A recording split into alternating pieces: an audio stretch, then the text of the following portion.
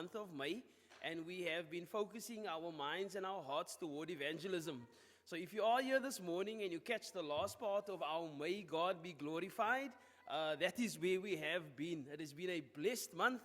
We thank God for opportunities that He has provided. We thank God for souls who have been saved, souls who have been restored, and we won't stop because May ends. You know, we go into June, and in the month of June, we're focusing toward our youth because it's Youth Month. It is also a Youth Day that happens in June, and we would like to speak of young people in the Bible, young people in the church, and how they find their place in the Lord's church today. We could say that our young people is the church of tomorrow, but to be honest, they are the church of today. And if we could spend our time and energy and money toward anything, I would say invest in the youth, you know, because they are the people that will carry this forward. They'll carry the torch forward. But before we get to June, let's finish off in May. We speak about giving God the glory, and people have the saying that God is good all the time, and all the time, God is good. And I will go further to say that God be glorified in everything. It is often difficult when we get to the point of looking at the hardship of life and the difficulty of life, and we forget that God must be glorified. If there is a sole purpose of creation and God's creation, it's us. It's to glorify God. I don't know about you, and I'll probably speak to the men now and take out your toolboxes with me. But have you ever used a butter knife? Have you ever, yes, bro. Yeah. Have you ever used a butter knife to tighten a screw? Now you see, the person who designed and created the butter knife, that person had never ever intended for that butter knife to be used to tighten a screw. That knife was designed in such a way that you're going to, through the butter and put your butter on your bread. And the creator of that butter knife said, if you do that, you have done well. You know, that butter knife now fulfills its purpose, and, you know, that person will die a happy death. Why? Because people are using a butter knife to butter the bread or a biscuit or whatever else you butter. Let me tell you, Brother Gerard, how many times we run to the kitchen drawer because I need to tighten this screw. Sometimes these people working on vehicles, brother and sister, and they mechanically, what's his name there? And hand me that butter knife. And they starting to turn things there, Rudy. And you think to yourself, oh, shame. That butter knife being used outside of its purpose. The creator of the butter knife is probably turning in his grave thinking, oh, what did these people get to? And I guess people probably get to the point of being the greater authors of confusion. We can confuse things. We can ask the whys and the whats and the wheres, you know, and we sometimes get irritated with our little children because you tell them something, but why?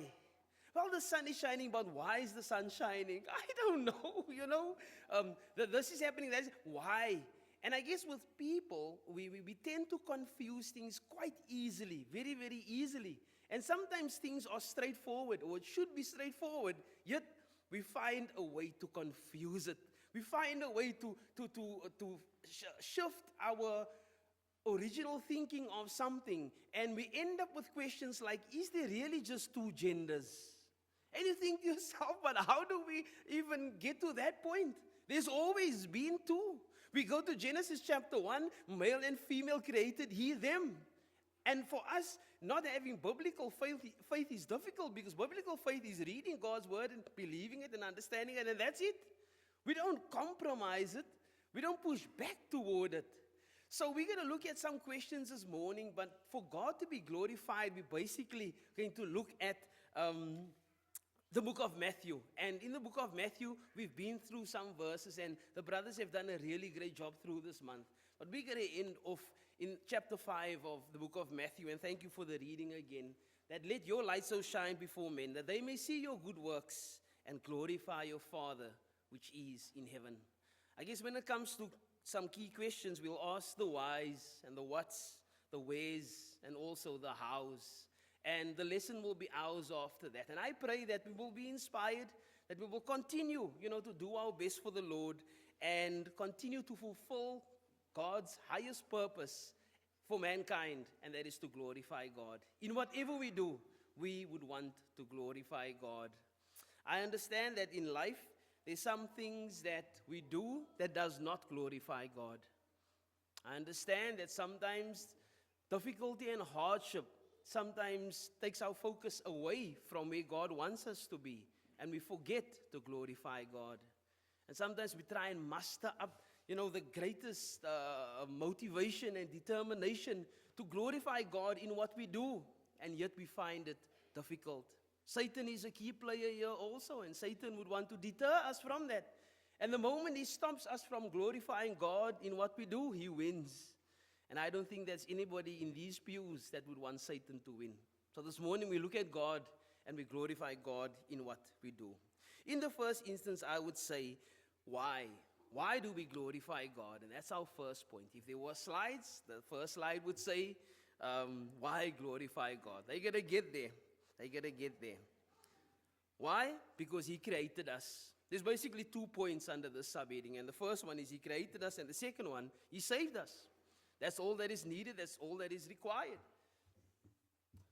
We have key questions. You see what I was saying? It's there. It's true. Why glorify God? What it means to glorify God, and basically where to glorify God, and how to glorify God. It seems the slides are throwing me off also now. We move to the next slide. And that's basically our 2 points. The first point would be, why glorify God? Well, firstly, he created us. In the book of Isaiah, it reads, everyone who is called by my name, whom I have created for my glory. And it goes back to the butter knife. The butter knife was created for a certain purpose. We were created to glorify God. It's as simple as that.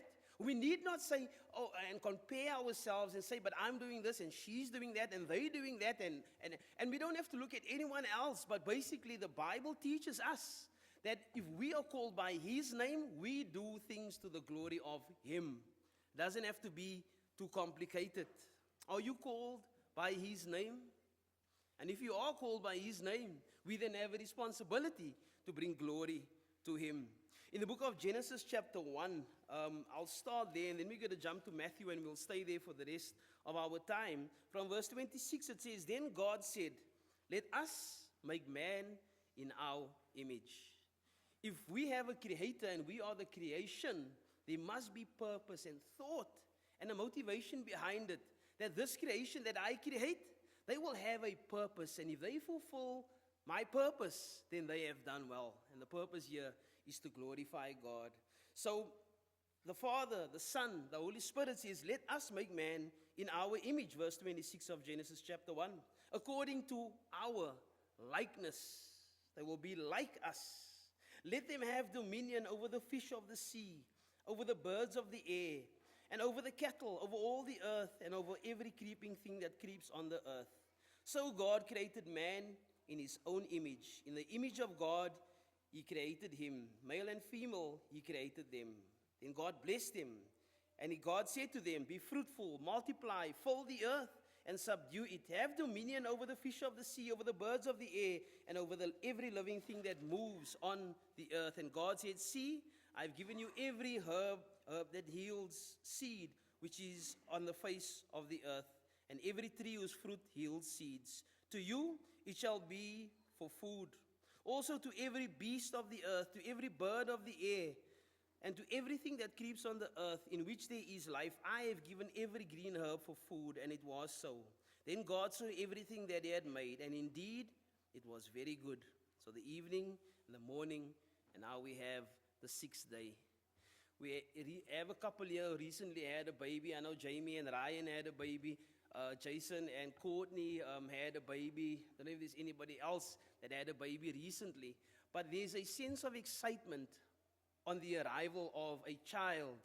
And parents buy things like cots and rattles, or I just like those rattles. And they buy a whole lot of things. And they make it nice, and they decorate that room in such a way that they are ready for the arrival of this baby. And they want this baby to be here, and everything is put in place. The child is not going to get here and say, Mom, where do I sleep? Mom, where do I get my food from? What am I going to wear? We don't give the children that, neglect And in the same way, God, when He prepares this for us to live, He basically puts everything in place. And it shows me the love of God, the nature of God, where He says that I will prepare everything here and you top of the food chain. You eat fish, fish doesn't eat you. Fish don't eat you. Fish does not eat you. You eat fish. And I'm so glad for that. And He puts everything in place, and everything we need He provides. And the reason I say this is, if He has given us everything that we need, if there's nothing lacking, then is there an excuse for us not glorifying God? Is there any way we can come and say, God, thank you for everything that you have provided for us, but you forgot about the oxygen. You forgot about the sun's distance from the earth. You forgot about nothing. There's nothing that takes God by surprise. And in that way, I put my fist on my own chest and say, I have no reason not to glorify God in my life. I have no reason. He has taken such good care. He has provided so adequately. And now look at where I am, regardless of the challenges, regardless of the trials, regardless of the devil, regardless of whatever. I do not have an excuse not to glorify God. That gets personal, eh? It gets very, very personal. You say, preacher, I was liking the sermon up until this point. Why? Because now I need to glorify God in my life, in my body, regardless of if I have certain things that's not right, I need to fix those things. If there's certain things that I may be at a disadvantage for, it still does not give me an excuse not to glorify God. What did He do? Well, why do we glorify God? Firstly, He created us. Secondly, He saved us. The Apostle Paul writes to the brethren in Corinth and says, you are not your own. Therefore, glorify God in your bodies. And every single one of us need to get to the point where we start to glorify God in our bodies. And it's such a beautiful thing when brethren of the Lord's church come together and each one individually is glorifying God in what they do, but collectively we do the very same thing. And it becomes a powerful engine. An engine that does not easily cease. An engine that doesn't easily pick up problems. An engine that is not displeasing to God, but rather is pleasing to God. Why? Because we are operating and functioning within our purpose. And what's the purpose, preacher? Well, the purpose is to glorify God. In our next point, what it means to glorify God. So we've already figured out why we glorify God. And second, we're going to look at what it means to glorify God. The psalmist would write in Psalm 115 verse 1, not unto us, O Lord, not unto us, but to your name we give glory. And sometimes we get this one wrong, and sometimes we might go down a certain path here that God does not want us to go down. The Apostle Paul said, did I die for you? I certainly did not, because people were saying, I am of Cephas, and I am of Silas, and I am of this one. And Paul says, we have not died for you. So sometimes we put that preacher's name ahead of God's name. Sometimes we put our spouse ahead of God, our children ahead of God. And here in the book, the psalmist would say that in no one other's name, in no one else's name, but in God's name do we give glory. We also need to reflect Him. And I learned something about reflection the other day, believe it or not, 42-year-old me. I've learned that the moon doesn't produce its own light. I said this to some children and they're like, we know that. I'm like, spare my feelings. So it's a reflection of the sun. And you might say, you didn't know that? No, I don't. I'm not what's an astrologist? Is an astrologist? I've got no interest in astrology. But when it comes to things of the Lord, I cannot help but realize the magnitude and the glory of God. When we look at the heavens and we look at how all of this was created, the universe, it blows one's mind. And those are only the things that we know of. There's a lot of other things that we don't know of. And can you imagine if we must see those things and figure those things out? It would be even more. And just looking at the human body, Brother Gerard was speaking of how the human body was set up. The anatomy of the body, it blows one's mind. Again, I have no interest in biology, but you cannot look past the fact that a creator put this together. And He put this together in such a way that there is nothing lacking. Everything is perfectly, where it should be. Can you imagine your ears is where your eyes supposed to be, and your eyes is where your ears supposed to be, we would have a difficult time. And sometimes I think people's eyes are where the ears are supposed to be, in the things that they do and the places they go and the things they say. We need to know that what it means to glorify God so that we can glorify God. So firstly, we need to honor Him and we put Him in His rightful place. Secondly, we look at reflecting Him. And as I mentioned, that the moon doesn't reflect, or the moon is a reflection of the sun's light. And if I'm going to take that same analogy, I'm going to use our verse that we used in Matthew chapter 5, verse 16 to say that, let your light so shine, but God's light is actually reflecting from me. It's not my light. I don't produce my own light. And I then become like the moon.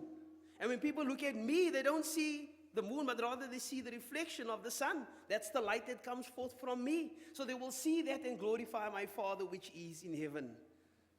Quite, that's what I would think. Because God has thought of everything.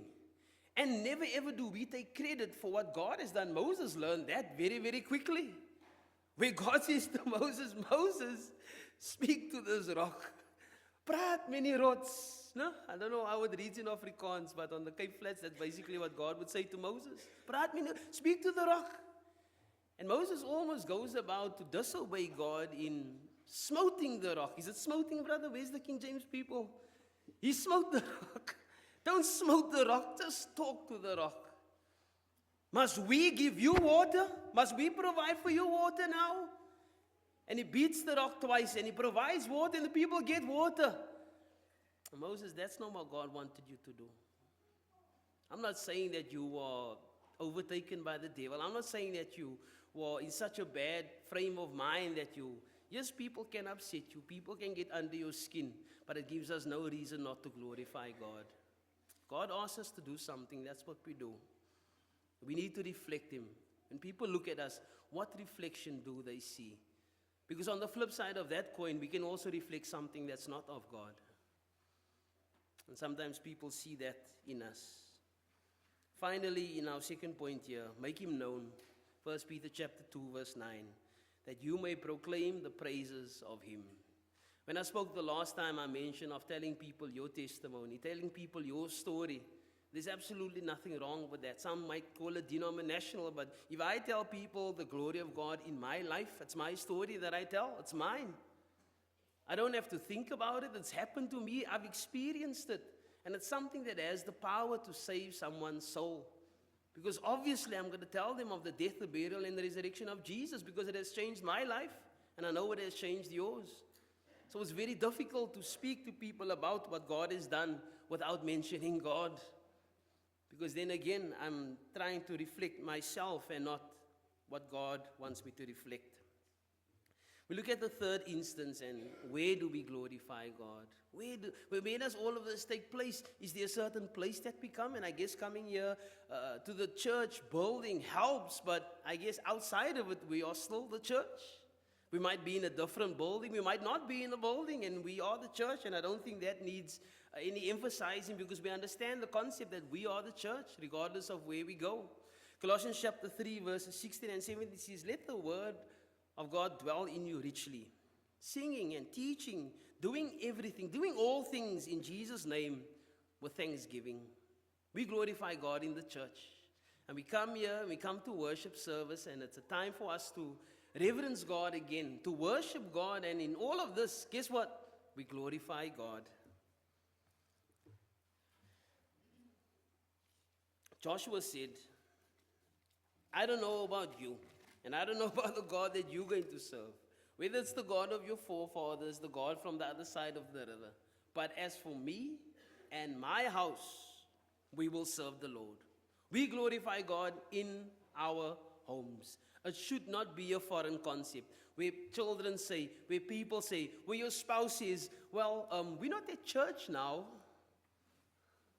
You're right. Because we don't just glorify God in the church. We glorify God in our homes. And there's no better day than today. Maybe we have not been doing this in our homes. And today we say, you know what, I'm going to make that change today. Today I'm going to make that change where I'm going to start to glorify God in our homes. It might be difficult. It might be weird. It might be out of character. But guess what? There's no better day than today. we also glorify God in the world. I'm going to ask that we turn our Bibles to Matthew chapter 5 very quickly. I think we're going to end off our time this morning in Matthew chapter 5, so I'll ask to keep your markers there. From verse 14 it reads, You are the light of the world. A city that is set on a hill cannot be hidden, nor do they light a lamp and put it under a basket, but on a lampstand, and it gives light to all who are in the house. Let your light so shine before men that they may see your good works and glorify your Father which is in heaven. I would say that when we are in the world, the only reflection that they need to see is the reflection of God in our life. I say that because it's probably where people need the gospel more than ever. Jesus did not come to save the saved. He came to save the lost. He came to share with those who are lost. And you and I, if we're going to take a page out of his book, we're going to do the very same thing. We've had the opportunity this month to be speaking with people who don't know the Lord, people who don't have a copy of God's word. And we've been trying to say to them that the light that we speak of is found in this book. And people say, no, I'm okay. And many a time, me and Brother Amun would be rejected. I'm okay. And I think you're leaving the light behind and you're saying you're okay. You go to a dark world where it's fair game and the devil has his way with you. And you reject the Bible, you reject the word of God or even a prayer and you say, I'm okay. One cannot be okay. There's no way that we can be okay without the light. There's no way that we can be okay without God's word. So yes, the people in the world, they need to see the glory of God. As much as we see it in the church, as much as we do it in our homes, we need to be the light in the world. And again, the young people tried to trick us a few years ago where they were saying, okay, so we need to be in the world, so we're going to go to the nightclubs, and we're going to go to all these evil places and bad places, and we can go share. No, you're not going to share the gospel in the nightclub. You can wait for them outside. Sometimes we just look for an excuse to go do what the devil wants us to do. But people out there are lost. And it's so sad to see how statistics go up. And people have become lawless. But sadder than that, they've become godless. And they think they are okay without living with God. Another place where we glorify God is in suffering. And this one gets difficult. Nobody likes suffering. Nobody comes up here and says, can the church please pray for me that I may suffer more? Nobody comes up here and says, brethren, I just want to thank the church and the Lord because my suffering has increased over the past year. Thank you so much. That's not something that we do. We pray for less of it. Peter writes and he says, if anybody suffers as a Christian, let him not be ashamed, but let him glorify God in this matter. You see, the glory of God is revealed in us, not based on our circumstances. And sometimes we are suffering for being a Christian. Sometimes we suffer because of our own wrongdoing, because of the things that we've said, of the things that we've done. And in that, we're not suffering as a Christian, but rather our own personal suffering. And I think that's what you should ask for less of.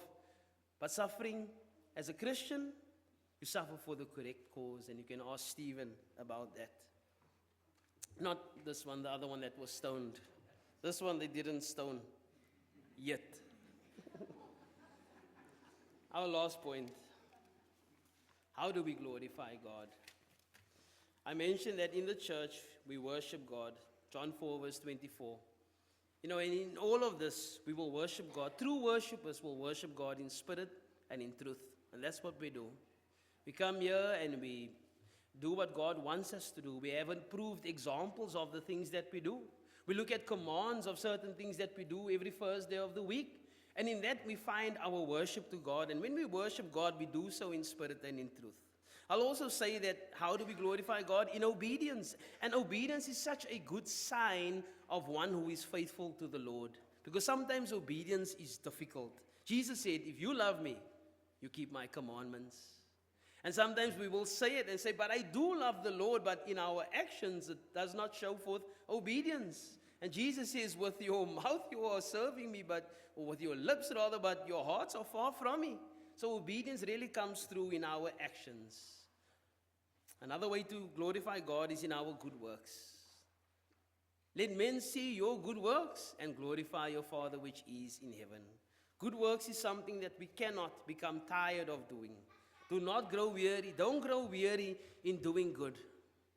Keep at it, brethren. And maybe you've been doing good for a long, long time and you're getting tired of doing good. Don't. It is worth it. Why? Because in your good works, God becomes glorified. Jesus said to his disciples in John chapter 15, by this my Father is glorified, that you bear much fruit.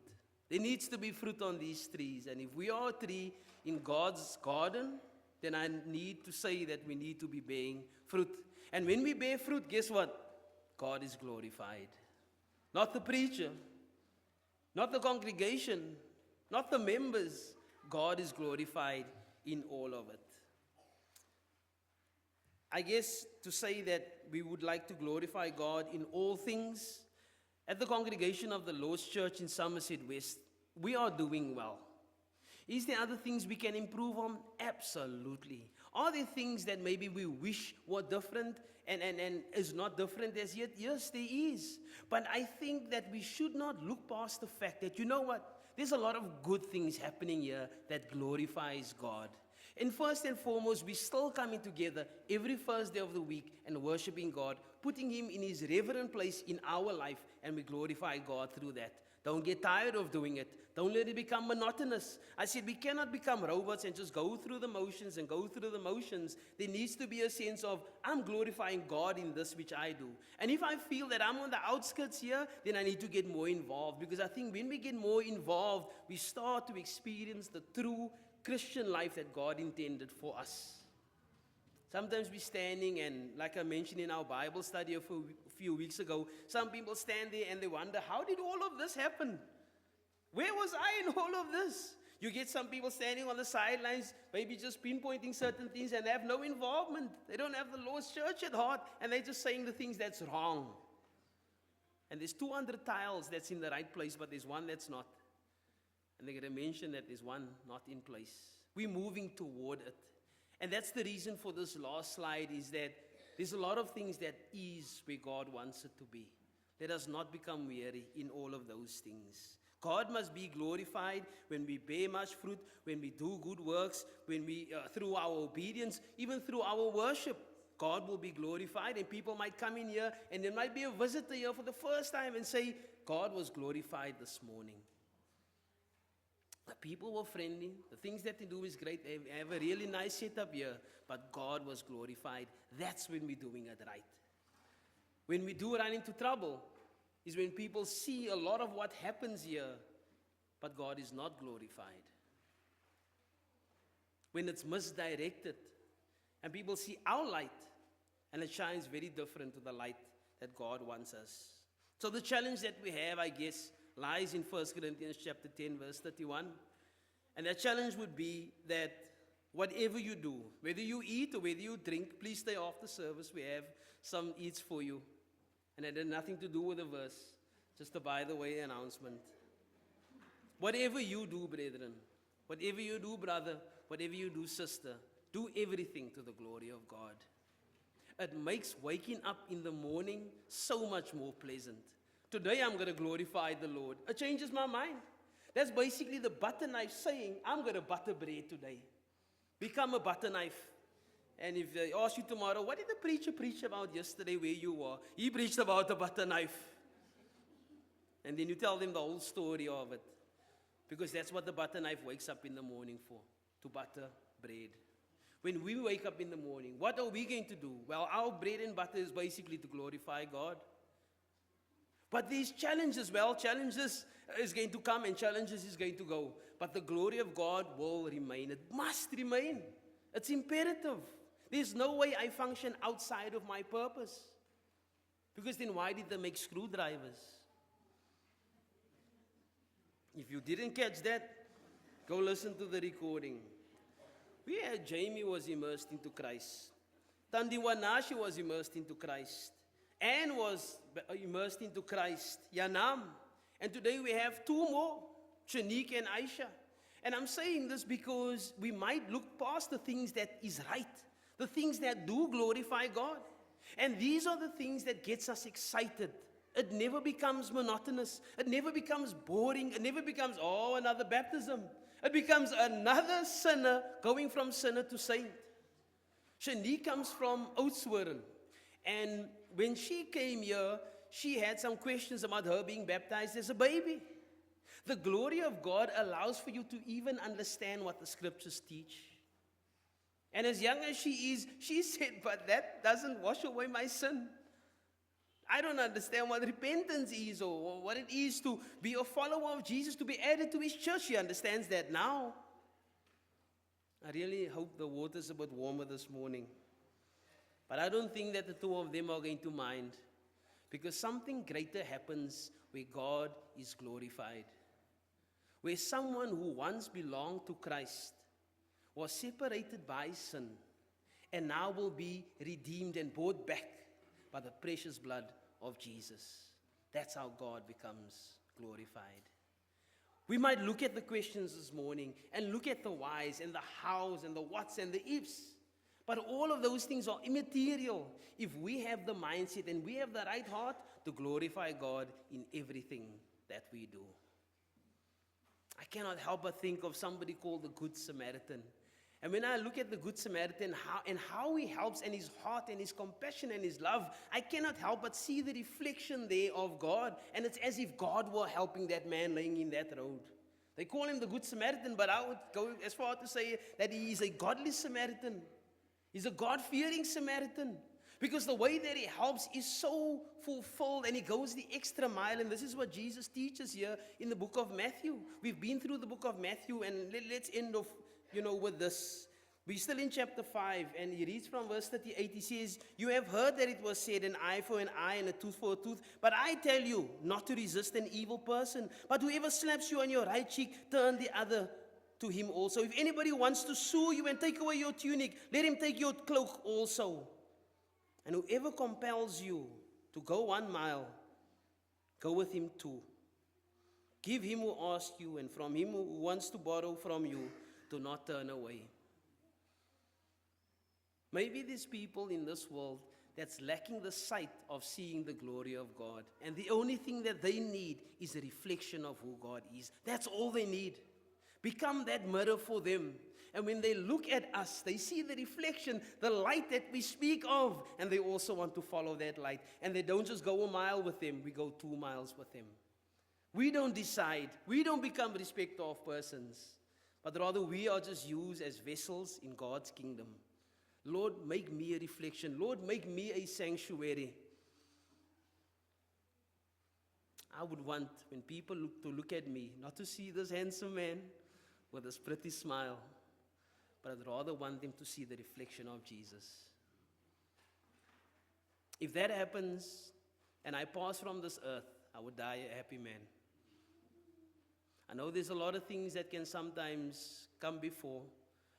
There might be challenges, and maybe some challenges are bigger than others. Maybe you're in a space this morning where life has become hard.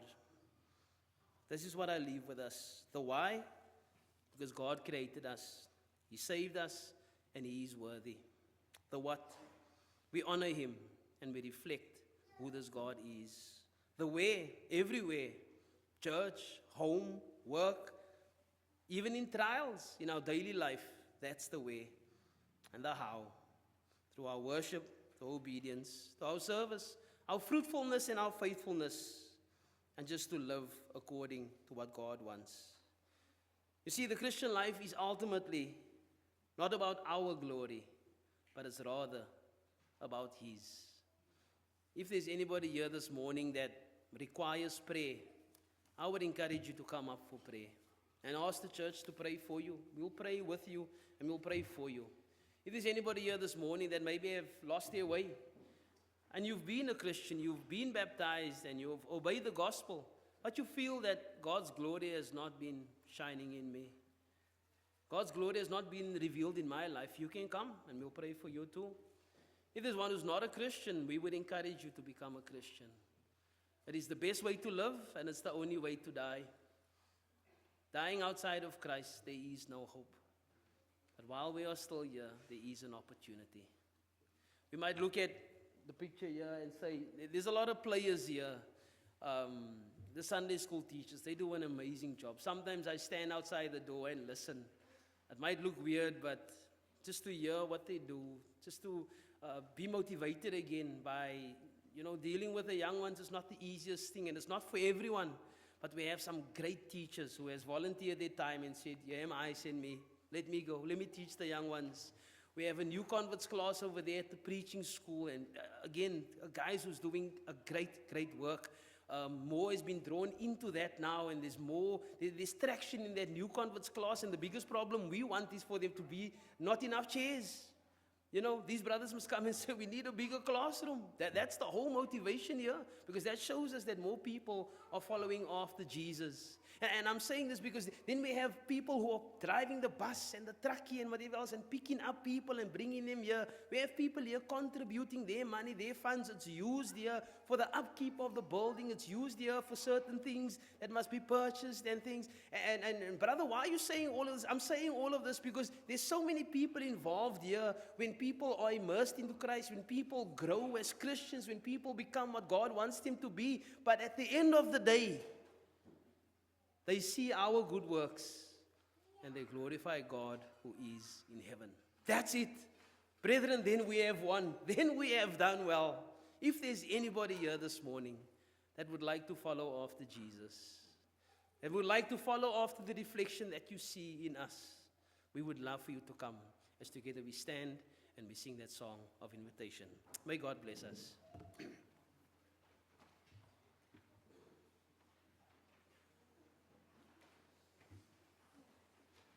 Thank you, Brother Tier. 169, we're singing all verses.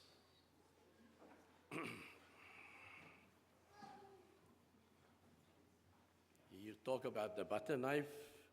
I had to use a steak knife to work on this new 3-pointed screws, because you don't get a screwdriver for that. 169. Have thine own way, Lord, have thine own way. Thou art the potter, I am the clay. Mold me and make me after thy will, while I am waiting, hildered and still. Have thine own way, Lord, have thine own way. Search me and try me, Master, today. Whiter than snow, Lord, wash me just now, as in thy presence humbly I bow. Have thine own way, Lord, have thine own way. Hold, O my being, absolute sway, filled with thy spirit, the Lord shall sing, Christ only always loving in me.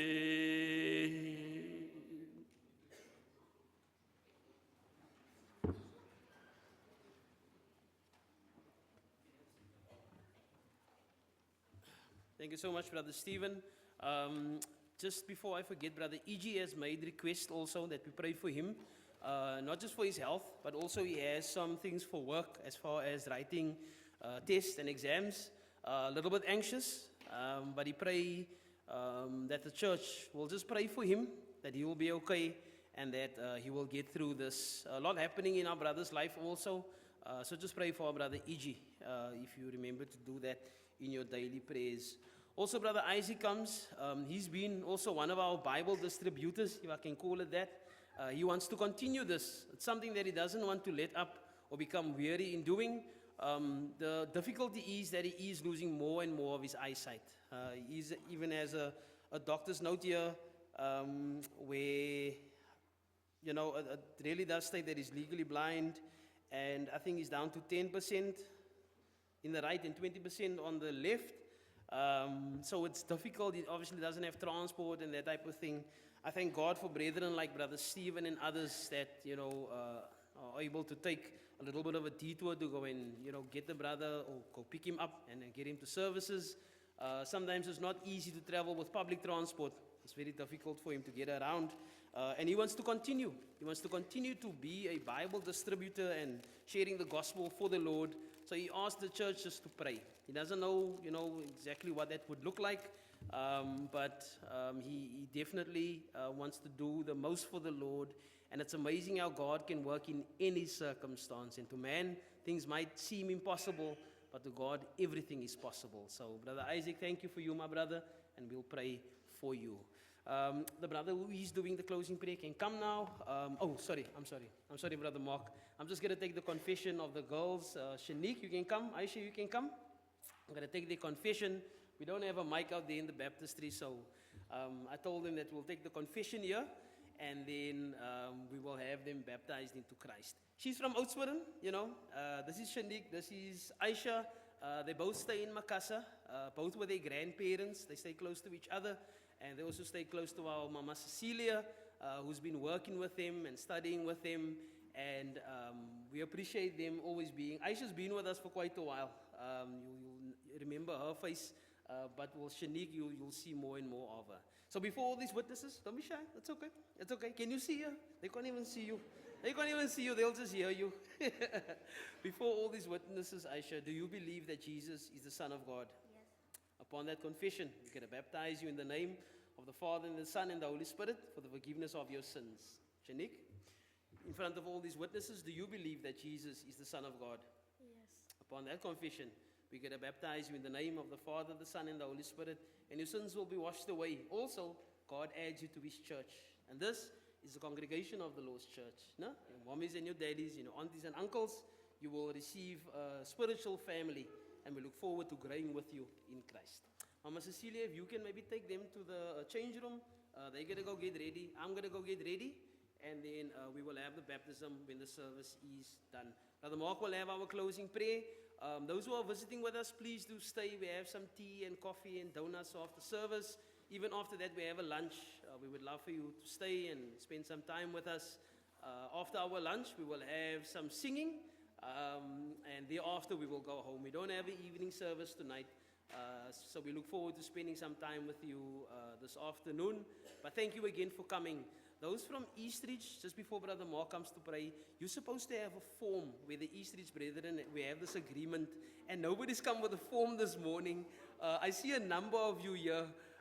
So I think I'm going to get a call tomorrow morning, but thank you for coming. I do appreciate all those who's visiting from Eastridge. I know you didn't plan it. It was just coincidental, you know, and just keep with that story. When they came in, oh, you also here, you also here. Just run with that story, and then everything will be okay. But thank you for coming. If you're visiting here for the first time, please do stay after service. We would love to meet with you, give you a copy of God's Word, and even, you know, share some food with you. Brother Mark, thank you very much, brother.